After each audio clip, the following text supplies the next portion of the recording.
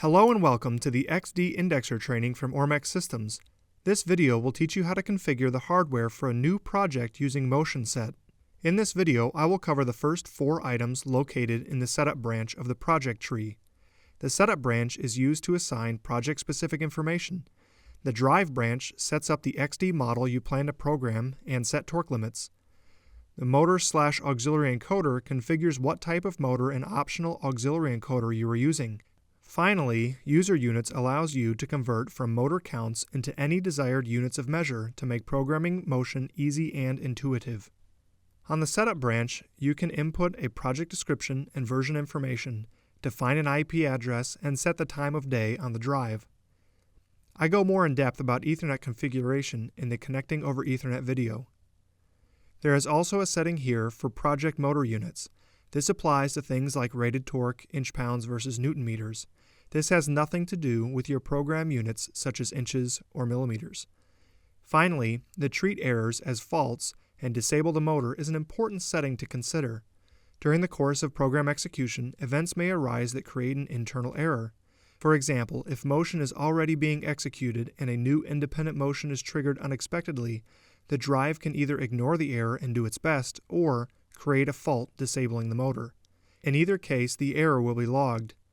In most applications, this checkbox will remain unchecked. Next, we move to the Drive branch. To fill in this information, we must first take a look at the drive itself. Find the white badge that has hardware information on the drive. It looks like this. Look closely for the model number designated here. In this example, I have an XD203 drive with encoder feedback and AC logic input with no other options. You want to pay special attention to these options designated here in these last few digits. They will impact the features available in MotionSet. From this drop-down menu, select the part numbers that coincide with the part number on the drive. Select the supply voltage this drive will be connected to. For maximum feedback frequency, select the lowest setting that meets your application requirements. For most applications, 5 MHz will be fine. In cases where there is a very high resolution encoder and a very high speed application such as a linear motor, this setting may need to be adjusted.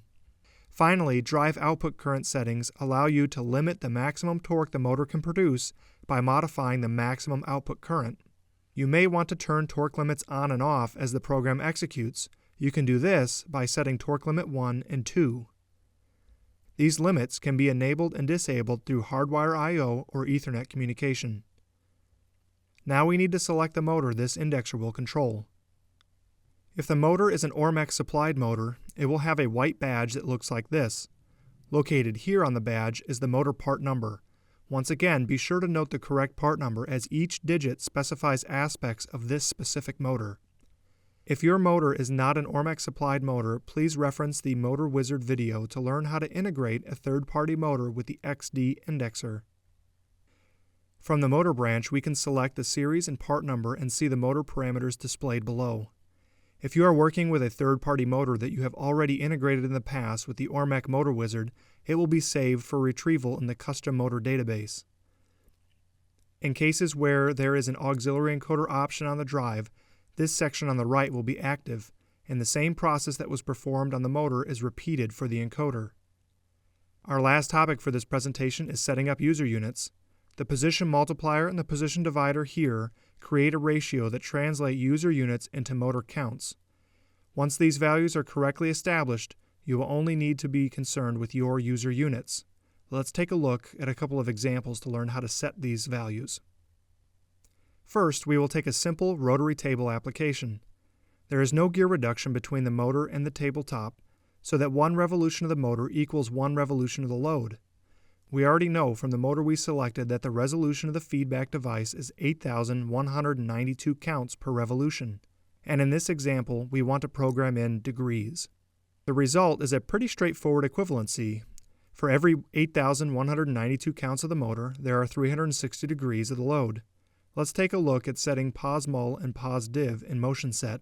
Pos-mul defaults to the resolution of the motor, so simply type 360 for pos-div and drop down this menu to select degrees. Now you will notice that you can change the velocity and acceleration units to reflect our user units of degrees. Let's look at a linear application. In this real-world example, a customer has a belt drive actuator whose drive pulley has a circumference of 90 millimeters.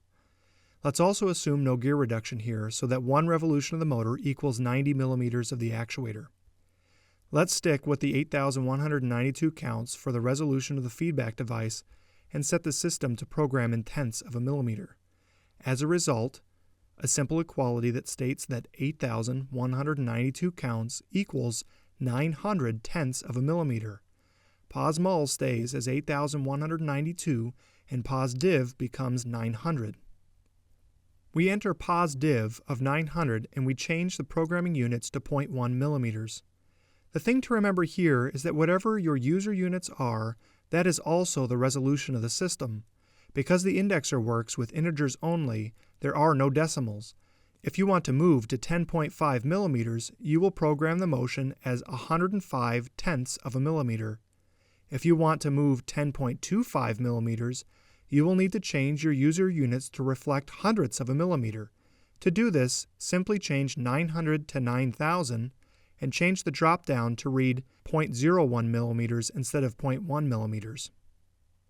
Finally, let's take a more complicated application that will require more than just intuition to figure out. Assume the application is using the same 90 millimeter per revolution actuator, but now we want to put a 5-to-1 gear reduction in place. We are using the same motor, but instead of programming in millimeters, we want to program in tenths of an inch. That means that to move 1 inch, the motor must rotate 508 degrees. Let's break this down further to calculate the solution. We need to look at the system as being made up of several conversions from the units at the load to the motor feedback resolution. Keep in mind all these relationships have to be in integer form, no decimals. Out at the machine, we want to program in tenths of an inch. We can say that 10 tenths of an inch equals 1 inch. We can convert inches to millimeters by stating that 10 inches equals 254 millimeters. Note that we didn't say 1 inch equals 25.4 millimeters because 25.4 is not an integer. We can convert millimeters to revolutions by stating that 90 millimeters equals 1 pulley revolution. We can convert pulley revolutions to motor revolutions by stating that 1 pulley revolution is equivalent to 5 motor revolutions. This is because of the 5-to-1 gear reduction. And we already know that 1 motor revolution equals 8,192 feedback counts. After we have stated all of these relationships as simple equalities, each statement based on the previous, and stated as an integer, we can take the next step.